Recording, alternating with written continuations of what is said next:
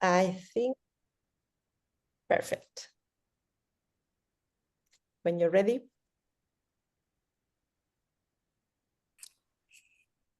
Agata, thank you so much for that introduction. We are really happy to be here because this is an incredibly important topic. And for those of you who have joined us before, you know that typically we cover the nuts and bolts of governance and administration in this country at the state level, but at every level of government. And that this session is different. And also saying that for those of you who are joining us for the first time, welcome. This is going to be a slightly different session. This is less of the nuts and bolts and mechanics of procurement and using data at work. And it is more about the current climate that we are in, a lot of it being initiated at the federal level. And we could not think of a better title than Uncertain Times. And I have been going all around the country working with state administrators and local government administrators and data officials. And I could best describe folks' attitude as concerned to freaked out at this moment. And that is why we wanted to hold this session to have an opportunity to provide some perspective, some facts about what's going on, and to do what we do best at InnovateUS, which is to provide some concrete ideas of how best to operate and to govern right now in 2025. And I couldn't be any happier to do this. I reached out to Lamar Gardere because he has been a friend and a colleague for a while. And just a couple months ago, we did a session in New Orleans focused on data in the health field and had a panel discussion on this topic that I thought was real helpful for the participants and even for me to have that conversation.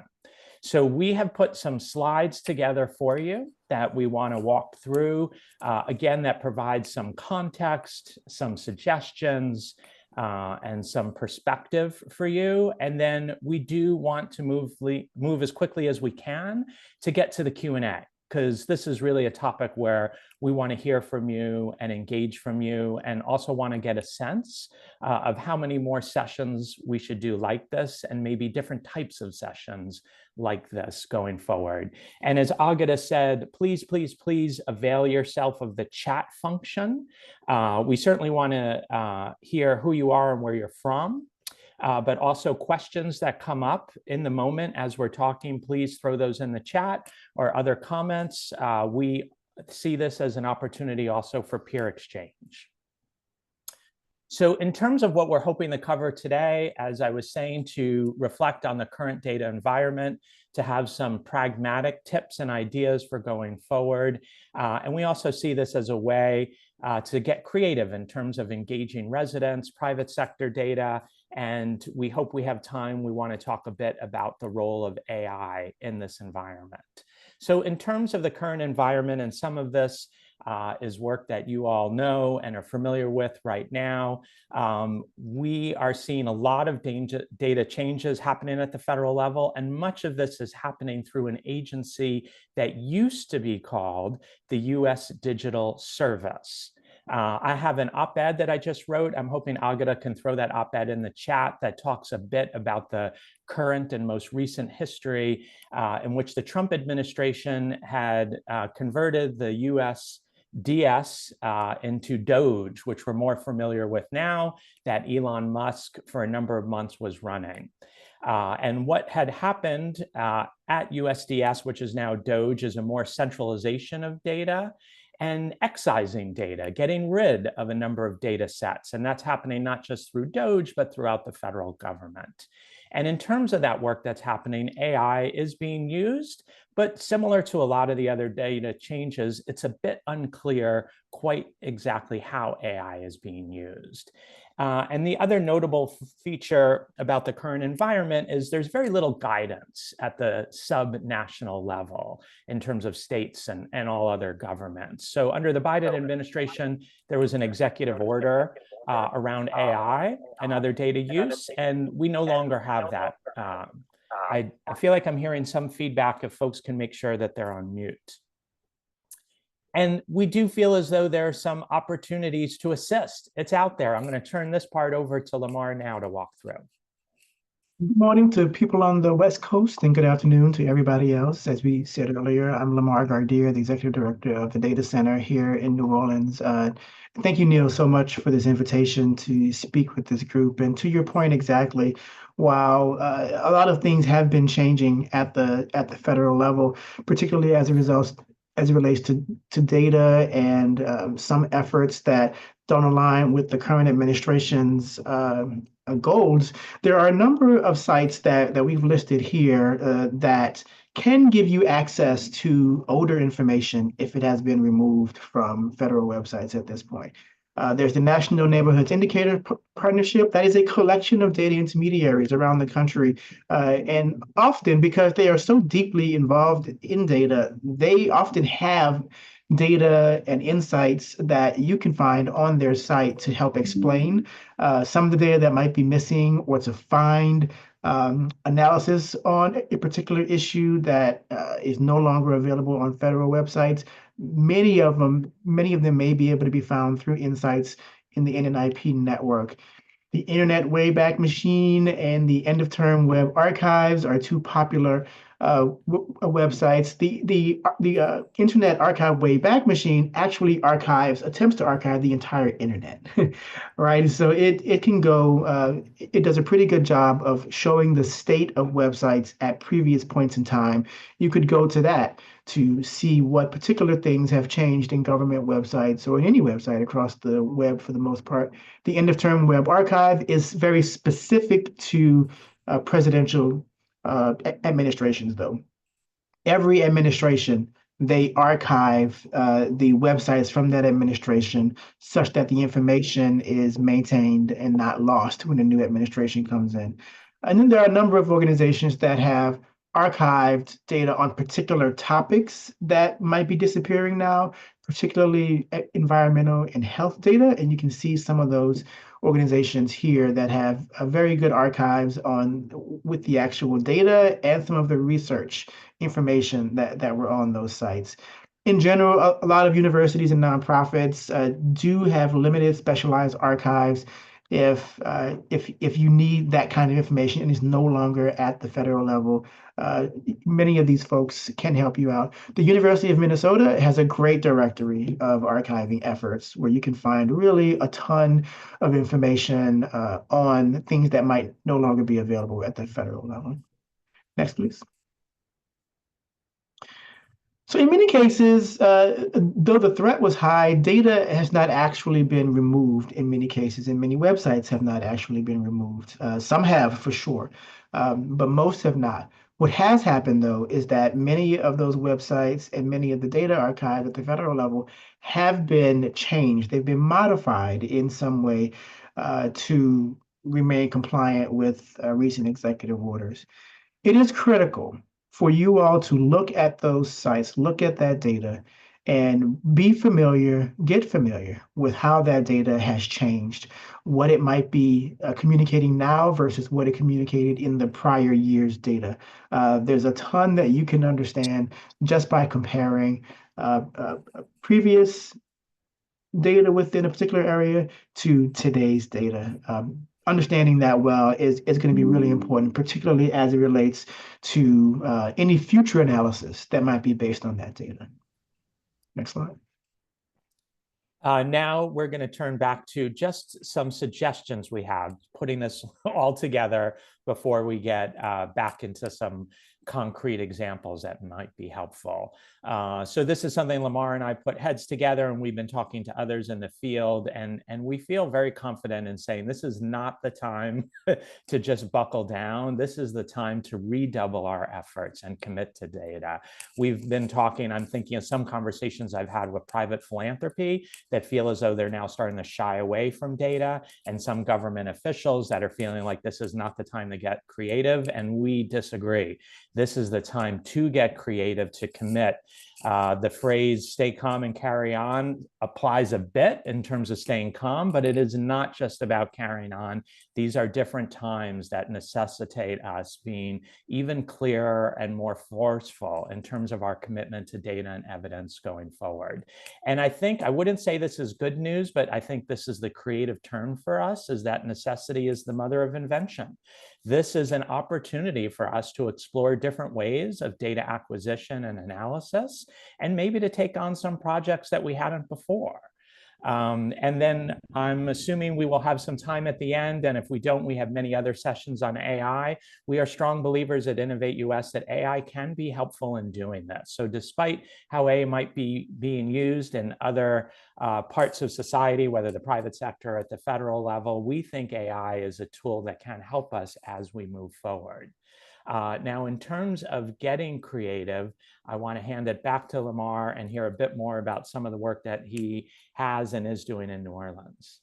Yeah, so as Neil said, we really have to use this opportunity to rethink much of how we do it and why we do that. We can think about the prohibition on concepts around inclusion, equity, and diversity. But as we rethink those things, we should remember that it's not time to put those concepts away. Those concepts still apply very much. It is perhaps time to evolve our understanding of those concepts, though. Remember, whether it's affirmative action or DEI or whatever the term of art might be for now, all of these were terms that were responding to the need to implement civil rights laws, right? DEI was not something that folks were just doing just for fun. It was being used to implement civil rights laws. So regardless of whether or not the term is no longer used, it's still important to make sure that everybody is having good and good outcomes and are able to thrive. Remember, that's what it has always been about, the collective thriving of people. And though we've fallen short of that mark over and over again in the country, the way we analyze data and the way we take on work should continue to emphasize and strive towards all people prospering. Now, what that means is that you have to understand data well enough to understand like what the overall outcome is that folks are seeing, but then disaggregate so you understand how individual portions of the population are doing, regardless of who that population might be. Point out and look for ways in your research and your work to make sure that that particular part of the population that might be falling behind is provided with what they need to thrive. If you want to understand this concept of the all and the idea of our work being not so much emphasized on any particular demographic, but that ensuring that all of us can thrive based on the foundational principles of this country, I would look at Policy Link's SSIR series. It's called A Revolution of the Soul, and it does a really great job of laying out what this concept means, why it's important today, and how we can use it to continue to advance the work of collective thriving in what they term a multiracial democracy. So as we do this work, we really have to be clear that data does have a purpose and that data collection can and should have a purpose. There are many times, particularly here in New Orleans, where we release data with the idea that I don't know what it can be used for, but somebody will find it useful, right? It's the idea that you democratize data and people can find it, you can do what they can with it for the benefit of us all, or maybe for their personal benefit, for a business or whatever it might be. The idea of democratizing data and publicly available data on its own was a virtue unto itself, right, in those days. But now we should be a little more thoughtful about why we're releasing data, and part of that is to ensure that we aren't doing harm as we release certain bits of data. Data we know has always been weaponized, but is being weaponized more often now than in the past. And we want to make sure that data releases that maybe are done for the sake of releasing data or for a particular effort don't in an unintended way harm another population. So we have to really be thoughtful about that now in the way that we probably didn't quite have to be as thoughtful before, because that data is being used in unexpected ways to put people in difficult situations. Next slide, please.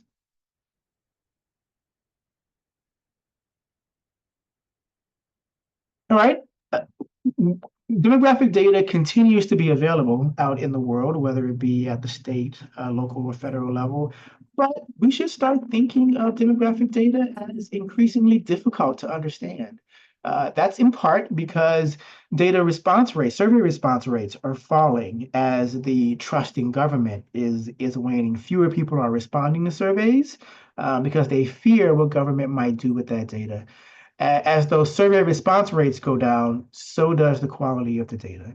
So we should still continue to look to demographic data, but we're going to have to understand a little bit more about what margins of error are and what statistical confidence is and things like that, so that when we look at a data point and we want to compare it to another data point, we can be clear on exactly what it's communicating. And the unfortunate part of that is that it means data is perhaps going to be a little more unreliable going forward, particularly in the large data sets that we've come to depend on, like census data and things like that. Nevertheless, data continues to be a key tool in fighting rumors and warding off unhelpful anecdotes. Often there are local anecdotes or even national anecdotes that really take hold because it sounds good or it meets somebody's value system or just the way that they common narrative. But the anecdote itself may not be supported by data. It may be untrue, and data is still a great tool to help make clear when an anecdote is nothing more than just that, an anecdote about a particular part of life and not reality for the majority of us in the world. Same thing is true with rumors. Rumors pop up, rumors, whether it be a rumor about something that is or going to happen in your particular region, or if it's a conspiracy theory, perhaps. Data is a great way to make clear from an unbiased, neutral perspective whether or not a particular rumor or conspiracy theory has any legs, right? We've used that over and over again in New Orleans, particularly in the years post-Katrina, to dispel unhelpful rumors. And then also remember, even if data is being pulled today, social issues move very slowly. You can certainly use a past year's number and trust that the issue likely hasn't moved enough to change the necessity of work that needs to happen in any particular area. I encourage you more than ever to compare current data to past year's data to understand, again, how that data might have changed given new mandates, but also looking at prior year's data, if you are uncertain about the validity of a current year's data, is a great way to help build confidence in that particular data point. Next slide, please.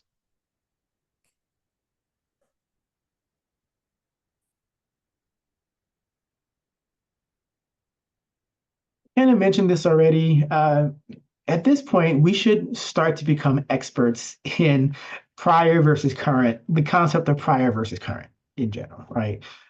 We are going to have to look at the same data from previous years to identify what biases may be introduced now to this data.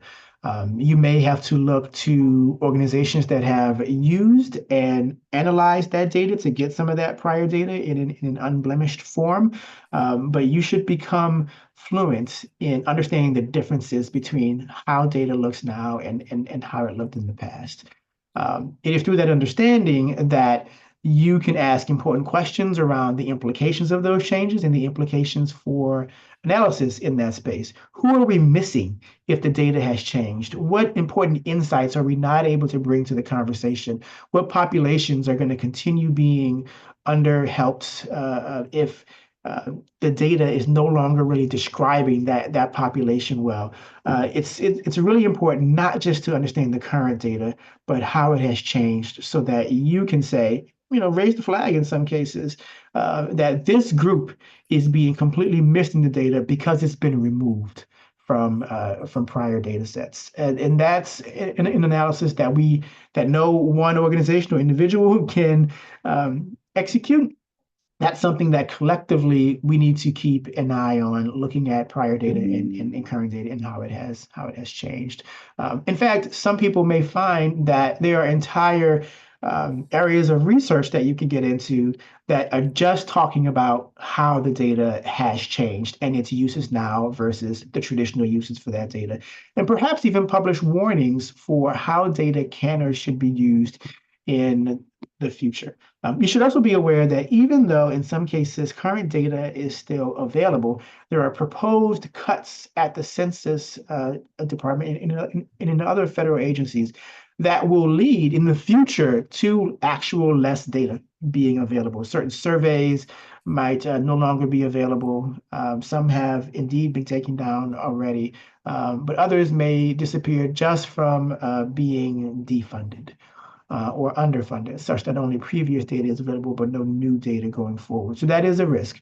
And anytime you have an opportunity to advocate with your Congress folks to try to encourage them to fund the census and data collection, data analysis at the federal level, at the appropriate level, please do so. Great data is absolutely what's needed in this country for informed decision making.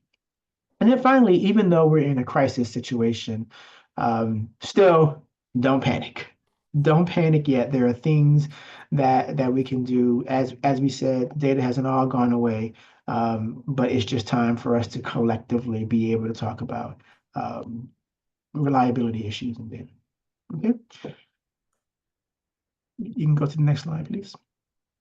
In the face of disappearing state and federal data, it may be more important than ever that local municipalities collect data on their own. This is often called administrative data, and it's collected in city governments and county governments, town governments across the country.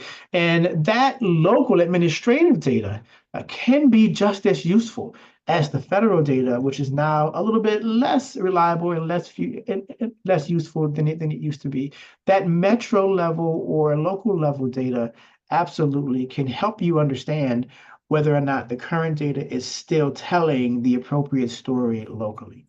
Now, the downside of local administrative data is that how one city collects their data may differ from how another city collects their data, which means it's now harder. It would then be harder to compare insights from your data in one city to insights in another city rather, because the data has simply been collected differently. So as you move forward and you get into some of these efforts to improve local administrative data, look to adopt national standards where possible that allow for comparisons between regions. If all data is collected the same and analyzed and presented the same, even local data, then you have a much greater chance of being able to perform reliable analysis between different regions. Many folks may have the impulse to move into survey data now, since, if the data is not available, you may think to yourself, no problem, I'll just collect it myself and we'll take care of this locally. And that's cool. You can really get some good data like that, but be aware that developing a good survey is very difficult. To do that without having bias is very difficult. In other words, don't develop a survey that gets the answers you think are there already, right? Putting a survey together that does not have bias is an art that you should try to master if you're moving into wanting to survey data. Also be aware that it's expensive to do surveys and they are hard to sustain from year to year. So even though survey data may give you a good snapshot, it's hard to survey data such that it continues to be a good source of information for your community. Next slide, please. Go on. Okay, so what do we do? One back, please. I'm sorry, Neil, can you go back a couple slides? There we go. In some cases, the data that we need is simply not going to be available anymore, or maybe never was available, just not collected in that way. Recently, the data center developed wealth data. Wealth data at the local level is not available anywhere. And so we adapted methods from unrelated fields to produce local data for New Orleans around wealth. Wealth we see is an important issue that describes the collective ability of a household or a community to thrive and be able to deal with the shocks and stressors that come our way. It's a good way to sum up all of the things that happened in the past and the situations, the opportunities in the current time, and the hopes and dreams for folks in the future.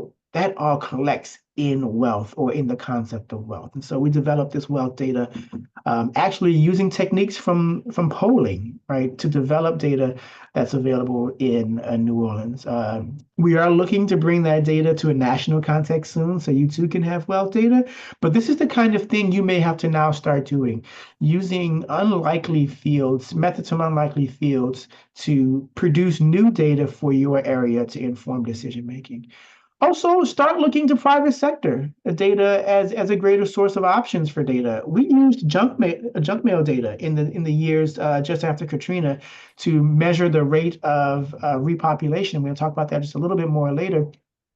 Again, I can't emphasize enough about the importance of local administrative data. That is data that your community has control over. You choose whether or not you release that data or make it available. No one else at the federal level can really get in your way of doing that. So this is a great way to continue to have the data that you need for local decision making. And then, of course, you only have good local administrative data if you are able to free that data from the data systems within government. So you may have to get creative about ways to pull data out of those systems. And when I say you, in this case, I'm really talking more about those who are government administrators and those who are over certain systems in local governments. Be creative about how you pull that data out and make it available to your citizens. Find partnerships within your cities and towns and counties to folks that will receive that data once you make it available and can do something to make it available to the community in the way where it is impactful and actionable. But this is a great way to get a greater insight in the face of disappearing data at the federal level. Next slide, please. So Yep. So we can just talk about a couple of things that we saw in Katrina, the Hurricane Katrina, which was 20 years ago at this point. And so we've learned a lot of lessons from that circumstance that kind of apply in today's situation. One is that back during that day, there was a lack of data. And that's exactly one of the things that we're concerned about now, a lack of data now or in the future. Data integrity concerns. When Katrina happened, all federal data was rendered immediately obsolete. So we could no longer rely on that prior data about our city to make decisions or to plan redevelopment or recovery. And then there was a lack of trust in New Orleans in local officials. People just simply didn't believe that local officials either had their best interests in mind or could do the things necessary for proper recovery. And so we did look to innovative ways, the data center in particular, to bring local data out and available in our city. We used a combination of United States Postal Service data, a special blend, a special batch of that data, combined with junk mail data from Velasas, a junk mail company who made their data freely available to us. We were able to, turns out that junk mail companies are really, really good at finding your address and finding who lives at a household or if that household is vacant. And so we use those data sets together to very rapidly, on a monthly basis even, give reports on how many people were back at the block level all across the city. So that when people would ask us, or ask in general, should I come back to New Orleans yet? Are there people in my neighborhood repopulating? Should I come back and rebuild my own house yet, or is it not time? We were able to answer those questions with this combination of Postal Service data and private sector data. I would suggest it's time to get creative about the private sector data sources that are out there and how they might be used to your benefit. Understand their caveats and what's maybe difficult about that data, but figure out how to use it to your advantage. And then you may have new data efforts that arise out of this moment of difficulty that going forward can help to analyze and get access to data in the future. The data center certainly increased our national profile and our profile within the local community during Katrina, because we were one of the only places that you could go to get data about our region and to help guide what we should be doing going forward. Now, the thing that we always are careful to say about disasters is that they exacerbate existing trends, right? If a group of folks were doing well prior to a disaster, they are probably going to continue to do well and do even better after that disaster as they take advantage of incoming funds that fuel recovery or just benefit from improved infrastructure. If you were doing poorly before the disaster, you are likely going to be in a worse situation going forward after that disaster, right? Disasters exacerbate existing trends. What that means is that you can't wait for a disaster to create all of these resources. Some baseline infrastructure does need to be in place prior to a disaster, so the time to plan is now. For some of these things. For example, the data center actually started in 1997, but it wasn't until 2005 when Hurricane Katrina hit that our profile and our use within the local context really exploded, right? That infrastructure had to be there early for it to be useful to us once a disaster happened.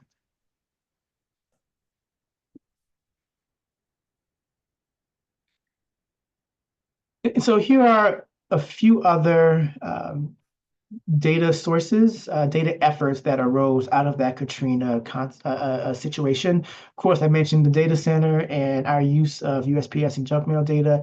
The city of New Orleans actually became a national leader in open data, publishing for the first time an open data repository called data.nola.gov. I had the pleasure of being the city's CIO during that time and really helped to bring much of that data, make much of it publicly available for the benefit of folks across our region. NOLA for Life was a data and evidence-based approach to murder reduction, really grew out of the post-Katrina context.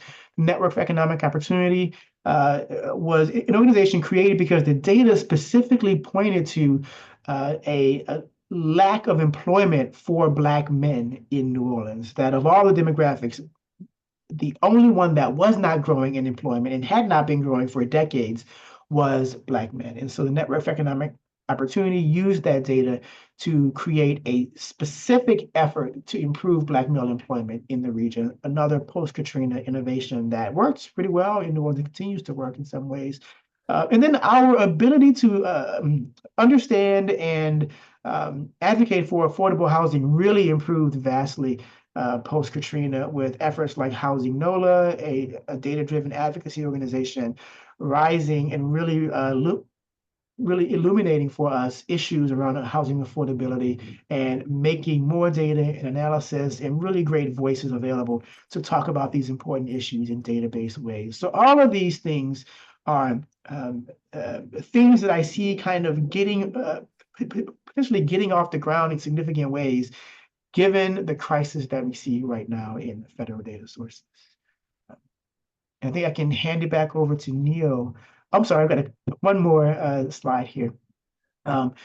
As I've been saying, there's always data available. The typical data sources at the federal level may not quite be there anymore in the way that we are used to them being, but there are always ways, if you're creative, to get access to data.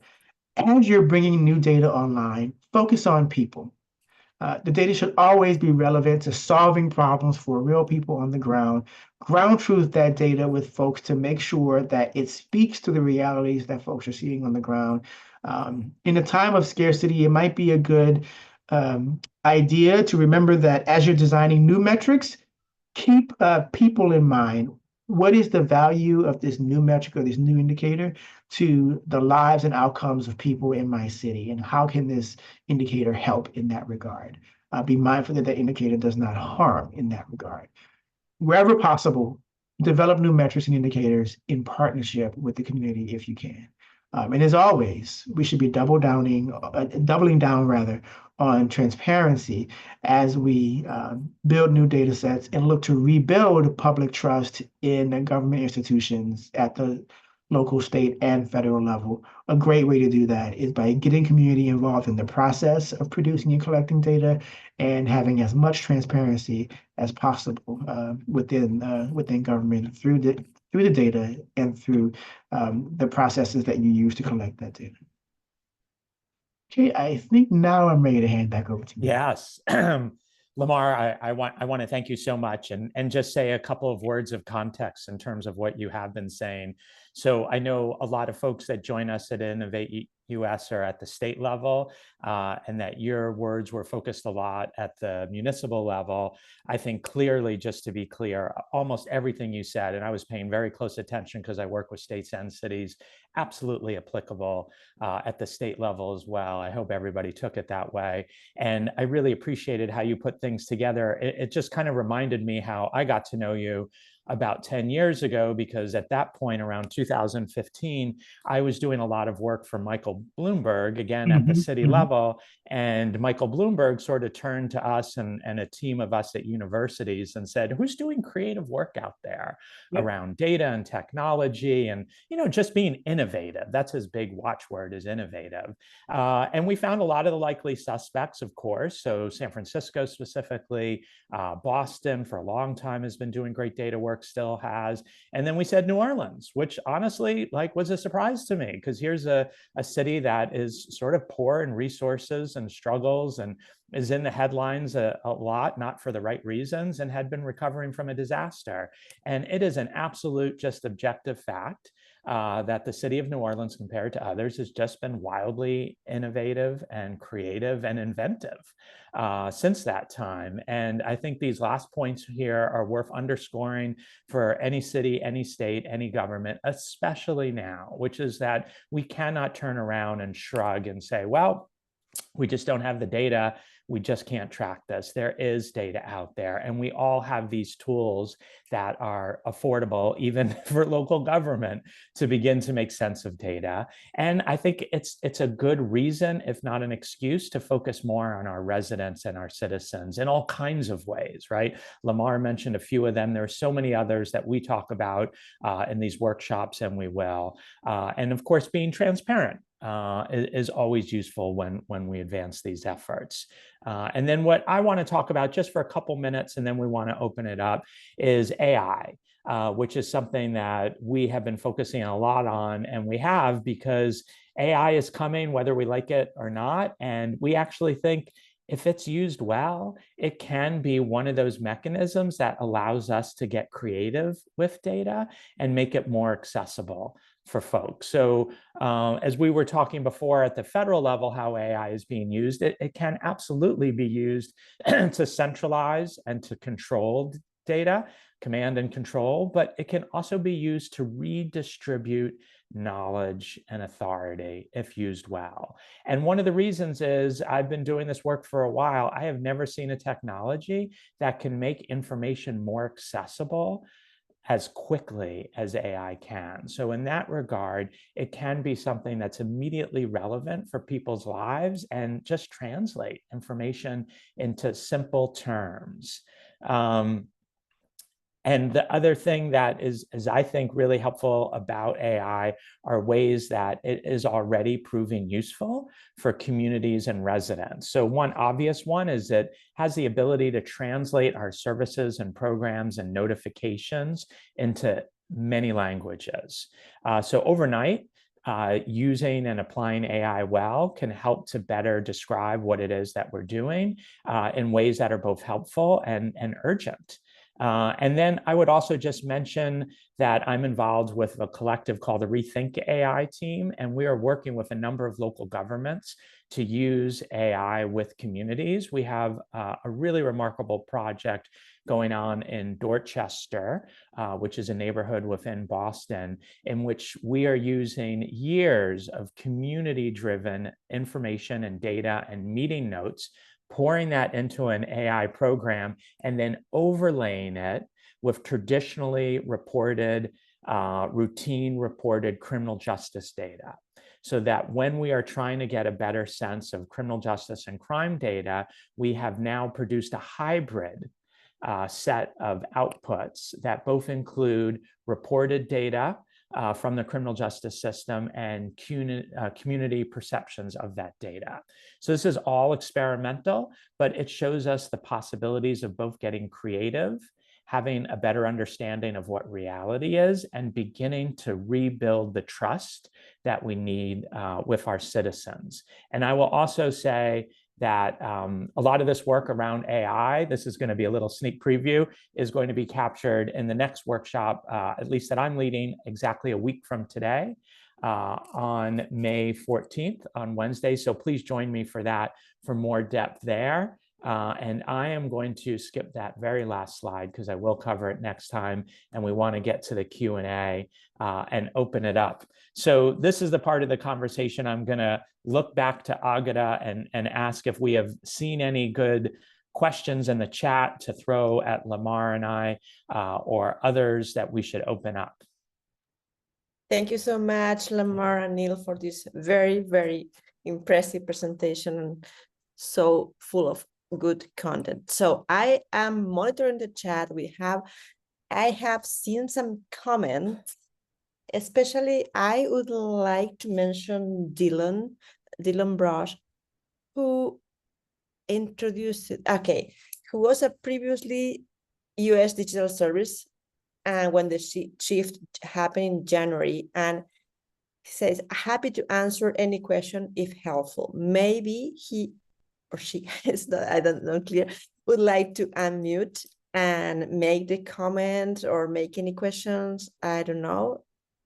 That would be great. And then Agata, just to be clear, are we now in the portion of our conversation that is not being recorded?